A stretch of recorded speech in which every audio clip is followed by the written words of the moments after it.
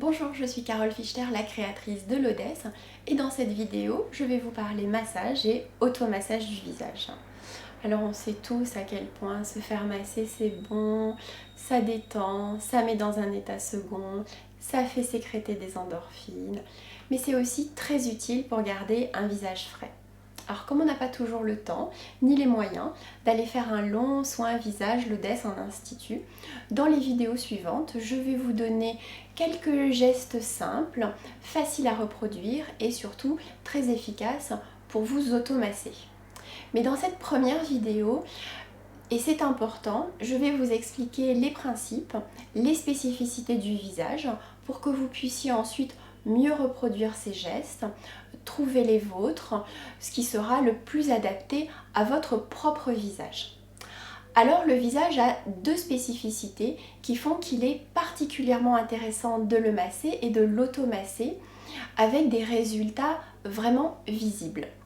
La première spécificité, c'est que la tête, d'une façon générale, est une zone plus vascularisée que le reste du corps. Il y a plus de microcirculation en surface. C'est pour cela, par exemple, que quand on se cogne et qu'on s'ouvre le crâne, même pour une blessure bénigne, ça peut saigner de façon importante. C'est parce qu'il y a beaucoup de circulation sanguine. Donc, activer cette microcirculation sanguine par des massages toniques par exemple ou par un effet chaud-froid, on y viendra dans la vidéo consacrée à ça, eh bien ça va stimuler les échanges cellulaires, ça va permettre d'apporter des nutriments aux cellules et de les détoxifier, de drainer les déchets. Et donc c'est ce qui va donner un teint rose, frais, lumineux. La deuxième spécificité du visage, et elle est moins connue, par rapport au reste du corps, c'est que sur le visage, les muscles sous-cutanés sont vraiment collés à la peau en surface. Et donc, quand les muscles sous-cutanés vont bouger, ils vont entraîner avec eux la peau du visage. Alors, c'est pas un hasard, il y a une vraie raison à cela, c'est que ça permet la communication, ça permet d'échanger avec nos semblables en communiquant sur des émotions, la colère, l'inquiétude, le plaisir, l'étonnement, etc.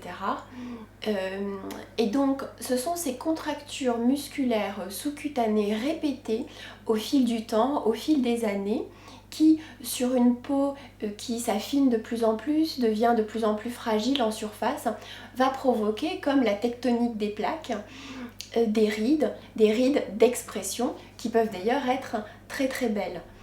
Et c'est pour cela par exemple que dans les cultures où il est moins acceptable d'exprimer ses émotions, comme dans les cultures asiatiques où les visages sont plus impassibles, eh bien les visages sont moins marqués, en tout cas moins tôt. Voilà. Donc, par rapport à cette spécificité du visage, il va vraiment être important de comprendre comment s'organisent les muscles sous-cutanés, parce qu'il va falloir masser dans le sens de ces muscles, jamais dans le sens inverse, dans le sens de la fibre musculaire, pour drainer les muscles, pour les regonfler. Et donc pour retrouver un visage décrispé, détendu et estomper les rides d'expression. Voilà à quoi ressemblent les muscles sous-cutanés. On voit qu'au niveau du frontal, il y a des muscles longs, larges, qu'il faut donc masser vers le haut. Ensuite, on voit qu'il y a des muscles circulaires au niveau de l'orbiculaire des yeux, au niveau de la bouche, et que ces muscles vont donc devoir être massés toujours dans le sens circulaire, de l'intérieur vers l'extérieur. Ensuite, on voit qu'il y a des jonctions musculaires importantes. Par exemple, ici, au niveau de la ride du lion, il y a une jonction musculaire importante entre les muscles du frontal, les muscles orbiculaires, les muscles du nez qui sont nombreux et qui sont puissants. C'est pour cela que cette zone est très puissante, se contracte fortement, se marque souvent plus que le reste et qu'il va falloir insister dessus. Il y a ensuite une autre jonction musculaire importante au niveau de la commissure des lèvres où on retrouve le muscle orbiculaire des lèvres, on retrouve les zygomatiques, le risorius, les muscles du menton, les releveurs.